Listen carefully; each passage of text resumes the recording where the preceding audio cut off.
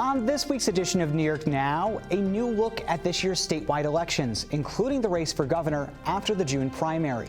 Then, a first-in-the-nation program to measure air quality in New York. And later, a new statewide mental health hotline is now active. I'm Dan Clark, and this is New York Now. Today, the Senate majority will pass legislation. I will fight like hell for you every single day, like I've always done and always will. Passing these bills over the floor, making yet another stand. Welcome to this week's edition of New York Now. I'm Dan Clark. Crime continues to be a top issue in the New York news cycle. New York City Mayor Eric Adams held a press conference this week highlighting a handful of people who've been repeatedly arrested in the 5 boroughs. And that press conference reignited the debate over bail reform and whether it's driving the higher crime rate. The issue is almost entirely political. Republicans have framed it as a main driver of crime. And we know from polling that crime is a top election issue. And Democrats have slammed Republicans for that, saying they're spreading misinformation to score political points. But the truth is, there has been no independent research and analysis outside the media with a clear answer on who's right. And that's put Governor Kathy Hochul in a tough spot, trying to lower crime rates through work with law enforcement while defending the state's bail laws. You'll remember that she worked with lawmakers to amend those laws in April. Here's what she told reporters this week. It's hard to draw correlations between what's going on and bail when you see an escalation of crime all over the country. Other cities are in far worse shape than our major cities, but I don't take comfort in that. The job is still not done. I want to be the first state where not we slow down the increase in crime, we start going down. And those issues of crime and bail reform could have a big impact on this year's elections. We saw the first polls released this week on New York statewide races after the June primary. Let's get into the numbers with Michael Gormley from Newsday. Thank you for being here. Good to be here. So it's always fascinating when we get the first look after a primary, because now we know kind of a baseline of where we are going into the general election. So let's start with a race that I think most people will know about, the governor's race, Hochul versus Zeldin. So she has 53% compared to Zeldin's 39%. What do you think about that lead, Mike? My first impression is I don't know if 14 points is a big enough gap that Hochul should be celebrating right now, but you tell me. I think that's an awfully good point. The Siena poll gave it a 14-point lead for Governor Hochul, the Democrat. I guess I expected more. And I got to preface this with people I respect think that's a solid lead and that it'll only get bigger for Hochul.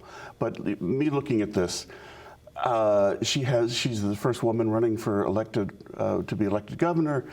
We had the Roe v. Wade decision by the Republican Supreme Court that struck it down. It seemed like there's and Lee Zeldin, the congressman from Long Island, who's running against her as a Republican, he wouldn't vote to certify the 2020 election loss by Trump.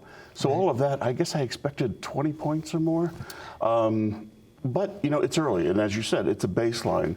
And, you and I both know that, just a little over a year ago, people thought Andrew Cuomo was going to win re-election. So anything can happen in Albany. Right. I'm interested to see what Zeldin's final strategy is going into November. As of now, he's really hammered Hochul on things like cost of living. Obviously, he's pro-life, so she has that advantage of most New Yorkers favoring Roe v. Wade instead of opposing it. So she has that advantage. I'm interested to see what he actually does to try to cut away at that lead, because it looks like now it's a wide gap, certainly, but I think it's slim enough that if he really worked, maybe he could get closer. But I just don't know what he does. Well, like you and I do, and the public doesn't have to do this, but as reporters, you and I do this, we look at the crosstabs of these polls, and that gives an indication deeper in the poll. And in that, Lee Zeldin, the Republican, he's doing really well upstate. He's doing really well in the suburbs. Frankly, the suburbs have been the key to statewide elections in the last bunch of years. Always. And Governor Hochul, she's from the suburbs. She's from an upstate suburb outside of Buffalo. So you'd have thought she'd do better than that. And as you're saying, Lee Zeldin has some powerful issues. The economy is not good. Crime is rising. He's talking about changes. The crosstabs almost look like a few years ago, if you remember, when there was just an anti-democrat or anti-incumbent feeling Yes. out there. That's what it looks a little bit like, and we'll have to see, because Governor Hochul could get caught up in that. Although, given that Democrats do have a better than 2-to-1 enrollment advantage statewide. You know, let's circle back to what you think the top issues are going to be for voters in this election in November. I think a lot of things can change between now and then. It's only a few months, but you know, issues come up all the time. I don't know if abortion would have necessarily been a big issue this year in this year's elections if the Supreme Court hadn't overturned Roe v. Wade.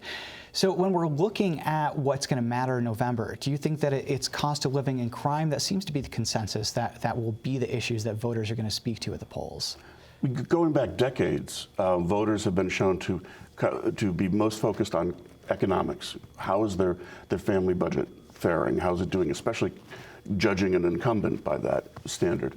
Up there always, and often as a top figure, is crime.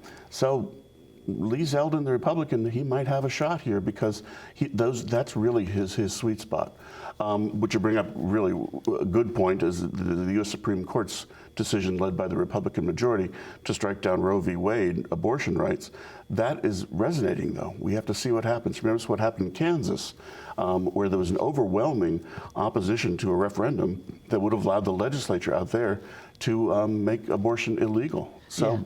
It seems to be resonating with voters. We'll have to see what happens in New York. I think for sure, but I do think the Republicans have been just very, very effective with their crime messaging since bail reform went into effect. Honestly, it's been, you know, almost every day. It's the issue that we hear about, and as we saw at the top of the show this week, that's a big issue this week. But we do have to leave it there. Michael Gormley from Newsday, thank you so much. Take care, man. All right, switching gears now to some environmental news. You might remember 3 years ago when New York passed a landmark law called the Climate Leadership and Community Protection Act. It's considered the most ambitious climate law in the country, and a big part of it was about improving air quality. Now, for some of you, that might not be a problem, and for others, it could be a problem and you just don't know it. But for other communities in New York, air pollution is a huge issue, and the residents of those communities have borne the brunt of that damage. So the state is now launching a first-in-the-nation project to measure and monitor air quality statewide. This week, we take you to the start of that project across the state. Take a look. Governor Kathy Hochul first announced the statewide Community Air Monitoring Initiative during the September 2021 Climate Week. It's the first statewide air quality monitoring effort in the United States. And last month, the work began to map hyperlocal air pollution and greenhouse gases across the state of New York. Monitoring is underway in the Bronx, Buffalo Niagara Falls area, the Capital Region, and Manhattan. And 6 additional communities will start monitoring this fall. The initiative is using mobile mapping technology and professional analytics from a private company called Aclima. New York State's Department of Environmental Conservation hopes the data will drive strategies to address air quality issues in New York's most vulnerable communities, while contributing to the state's nation-leading climate goals. So this is the beginning of this really incredible initiative that no other state has done, and we're doing it in order to improve lives and improve health all across New York. The use of data to monitor air quality is not new, but where that data comes from and how it's collected is unique. We in New York want to find out what air people are breathing, and that means using the best available technology. We've been doing that for years with stationary monitoring sources all around the state, but times have changed. There's now new technologies that are available, and we knew that we could go to the next level, which is actually bringing our monitoring down to the ground level. Aclima and the company's CEO, Davida Herzl, are pioneering an entirely new way to diagnose the health of our air and track climate-changing pollution. Powered by their network of roving and stationary sensors, Aclima measures air pollution and greenhouse gases at unprecedented scales and with block-by-block resolution. We've developed specialized sensors. So it's a small device that sits in the back of a vehicle or on a vehicle. And those sensors are collecting data once per second through a tube that is gathering air outside the vehicle.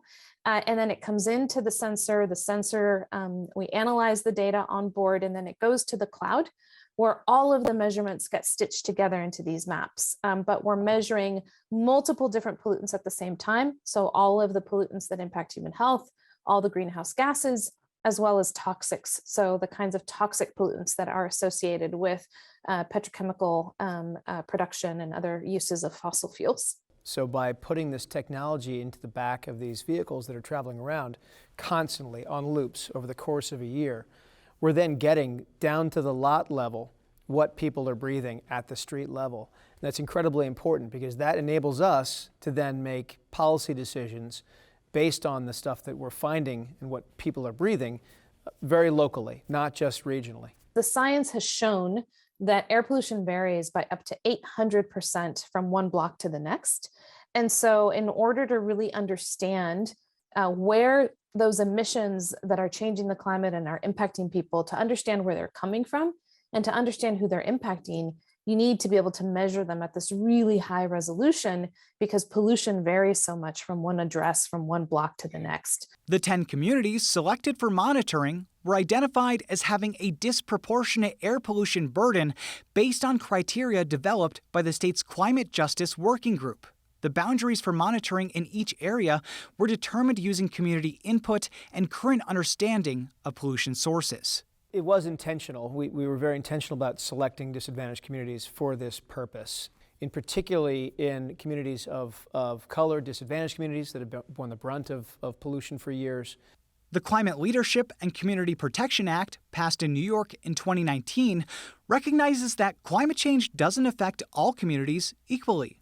The law tasked the Climate Justice Working Group with the development of criteria to identify disadvantaged communities to ensure that frontline and otherwise underserved communities benefit from the state's historic transition to cleaner, greener sources of energy, reduced pollution, and cleaner air and economic opportunities. Arif Ullah is the executive director of South Bronx Unite. I think that it's safe to say that communities like ours, primarily Black, brown, and low-income communities, have endured the racist legacy of redlining, which saw it entirely appropriate to burden us with one polluting facility after another. And we've shouldered this heavy consequence of the fossil fuel economy, of pollution, of climate change, and many other environmental injustices for decades. And so with this initiative that the DEC has announced to document air pollution, we'll be able to have the hard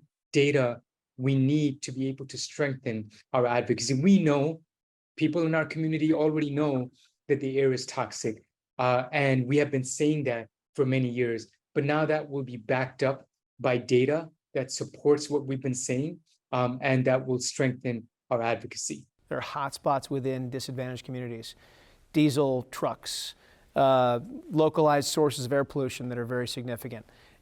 Being able to get it down on the street in those communities and select those 10 communities and find out where those problems are enables us to then put those solutions in place. Resources that will come into our community as a result of the documentation of air pollution that the DEC is doing, as a result of the policies that we'll hopefully be able to bring about. These are exactly the types of resources that our community needs to be able to really mitigate the air pollution and improve the air quality in our community. Deploying resources where they are needed most is paramount to combat the changing climate of the world and here in New York State. And that's just impossible without the data. None of us can survive without breathing for a few minutes, and yet we don't have the data to ensure that we are, as human beings, really living, creating the most healthy possible environments for each other, and two, that we're creating a long-term sustainable planet. And so we figured out how to generate those measurements so that now we have the data to understand the problem really at that granular scale and drive action. And that's why I'm just so impressed with what the state is doing, with the governor's leadership, with Basil's leadership, to really say we're committing to measurement so that, to maximize accountability, maximize transparency, and really take action that we can measure and know, are the investments that we're making actually having a benefit? So it's a huge deal. We see incredible change through the climate crisis that we're now subject to. We see it here in New York. We felt it in 2012 with Superstorm Sandy, Hurricane Ida last year, flooding parts of New York City, dramatic damage. Just a few months before that, I was up in Steuben County, rural New York, with a flood that wiped out a couple of villages. And this is an equal opportunity crisis. It is really hitting everybody at the same time, and we may not always see it. But we need to act. We need to react and act and get proactive, and that's really fundamentally why New York is taking this action with this mobile air monitoring program, is so that we can act effectively and make change. And the state expects to get some initial data back in the next few months, but officials say it's going to take longer to actually analyze that data and see results. So that's something we'll keep an eye on. But moving on now, New York is taking a new step toward bolstering the state's services related to mental health. You can now dial 988 if you're experiencing a mental health crisis in New York, and you'll be connected to trained counselors who can help you through that crisis. And if you still need help after that call, those counselors can connect you with more services. It's kind of like 911, but for your mental health. For more on that, WCNY's Dave Lombardo spoke with the Commissioner of the State Office of Mental Health, Dr. Anne Marie Sullivan. Well, thank you so much for joining us, Commissioner. I really appreciate it. Well, thank you for having me. Thank you for bringing this issue forward. Well, so for starters, if someone is going to call or text the 988 hotline moving forward, what should they expect? And who are the New Yorkers that you envision utilizing this hotline? When you contact 988, you're going to speak directly to a crisis counselor. And that counselor is there really to hear whatever your issues are, large or small. So people contact a crisis line like this because they may feel acutely like they want to harm themselves, or they may be a parent who's worried about a child who's in school and is acting differently and they're concerned they're not so interested in school anymore, all the way to an elderly person who may be feeling somewhat depressed and isolated. So it's a crisis support line. It is there for you to call about a crisis, large or small, and to have someone to talk to. The average time that someone's on the phone with someone is 20 minutes. So this is really a crisis support line. Now, if after the time with the crisis support counselor, you feel more services are needed or a referral, they will make that happen. And it will be a very, what we like to call a warm handoff, where they'll make sure that you have someone to make that appointment with and someone to see. And sometimes if the problem is serious enough and you feel you need someone actually there, then we can deploy some of our other services. But the vast majority of times, about 80 to 85% of calls, support counselor and maybe a warm referral after that. So you can really expect to talk to a live person who will listen and help you deal with whatever your crisis is. So this project did not get set up overnight. So what sort of time, energy, and money went into getting to us to this moment where the service is live statewide? Well, it's about 2 years ago, the National Suicide Prevention Lifeline nationally, it was an act passed by Congress that said that now it had to be the number 988 for easy access and quick access. But what that meant for the states was that we had to enhance our call centers so that we could deal with an increased volume and have most of those calls, the vast majority, being answered within New York State. So really the state is funding the bulk of this, and the state will be funding it on an ongoing basis. It also meant that we had to get a whole host of stakeholders. Individuals will be using the hotline, providers, police, individuals from 911, to talk with us and understand what 988 was. So for 2 years, we've been having stakeholder meetings. And then we've been dealing with the technology of getting our crisis call centers. We have 13 crisis call centers across the state, and they're all up and operational and have been answering calls since sometimes before that, but now everybody's up and operating as of July 16th with 988. So you mentioned that idea of ongoing funding. Do you think at some point there'll need to be some sort of dedicated revenue structure like the way there is with 911, which has a fee on people's phone bills? That's one way to go, and some states have chosen that. But the other way is to embed, which New York so far is doing, is a certain amount of dollars in the budget on an ongoing basis. And the commitment that we have from the governor's vision of budget is that 60 million will continue so that we can have the crisis lifeline going. It basically varies by state, whether they do a tax, something similar to 911, or they use state funds. So aside from talking with handsome television personalities, what are you doing to spread awareness of the 988 hotline so people don't automatically default to the 911 option when they're having a crisis? Well, we're putting the word out there in terms of social media. We're putting the word out to all our providers to talk with their clients and people they work with about it. And we're doing announcements and interviews like this with individuals like you who are interested in 988 to make sure that people start to use it. Because I think that it's catching on. The week before, we had 450, approximately 450 calls a day that went to the National Suicide Prevention. Since July 16th, it's been about 650 to 700 a day. So it's definitely catching on and being used more and more because 988 is simple to remember. And I think also it sounds easy for people to use. It can also text and chat. So obviously you want people to take advantage of this, but if you potentially have new people trying to take advantage of mental health services, it's going to mean more demand on our existing mental health services network, which is stressed, to say the least. So are you concerned at all about overexerting the system by bringing so many more patients potentially online? Well, there is a concern that we make sure that we have all the services that are needed. And I think that we've got great support at this point in time to establish increased services, in particular what we're calling crisis stabilization centers. They will be coming up hopefully by early next year. And we've already awarded 9 grants. And those will provide comprehensive services, both mental health and substance use, for anyone who walks in the door. And those stabilization centers will help work with people for up to 23 hours. There can also be referrals from the 988 line to the stabilization centers. We are also growing our mobile crisis capacity and expecting that to be significantly increased over the next year or so. And we are working with all of our clinics and all of our current system to be able to take referrals from 988 if that's necessary. The important thing though about 988 is also that it provides a lot of service just right there on the phone.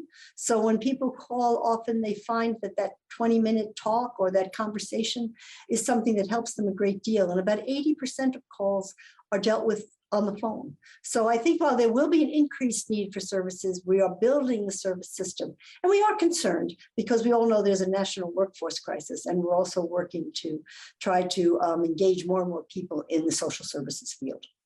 Do you have a goal for wait times when people do call the 988 hotline? Because for some people, making that outreach can be a sort of a tentative thing where if they don't immediately get that help, they might give up. Yeah, we look for 3 to 4 rings, so it shouldn't go longer than that. It shouldn't. And by and large, we're pretty good at picking up very quickly on the phone because you're absolutely right. It's very important that people don't sit there and wait or get call waiting or something that says we'll be on the phone. You get picked up right away. You do have an option of asking for Spanish if you're Spanish speaking. Otherwise, we have a language line. Oh, you could go directly to a veterans line. But after that, you get right on the line with the person. There's no waiting. And we monitor that very closely across the state, across the nation.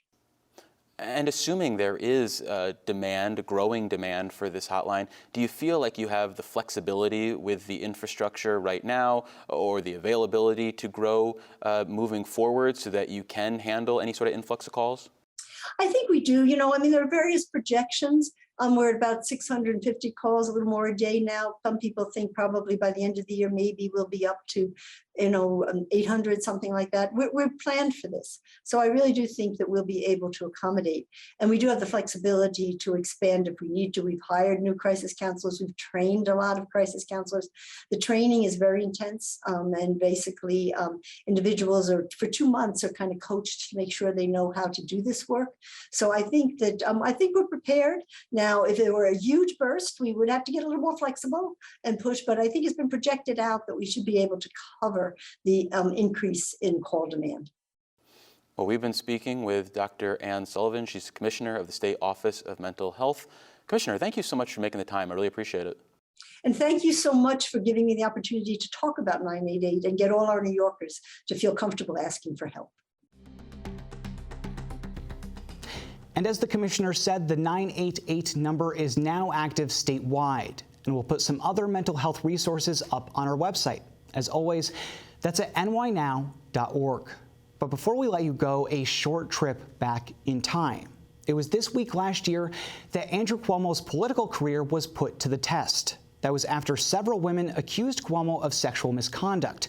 Those allegations ranged from inappropriate remarks to one woman who claimed Cuomo groped her in the executive mansion in Albany. And at the time, we were in a waiting game. Cuomo had asked the state AG, Tish James, to look into those claims, hoping to be cleared of any wrongdoing. But the result of that probe was very different. This was AG James last year. The independent investigation has concluded that Governor Andrew Cuomo sexually harassed multiple women, and in doing so violated federal and state law. That was the day the AG's office issued the findings of the investigation in a bombshell report that ultimately led to Cuomo's downfall. He's denied the claims, which never made it to court, but he resigned a week later anyway. Since then, he's mostly been laying low, putting out the occasional statement and figuring out what's next. And that's something we will certainly be watching. But we'll leave it there for the week. Thanks for watching this week's New York Now. Have a great week and be well.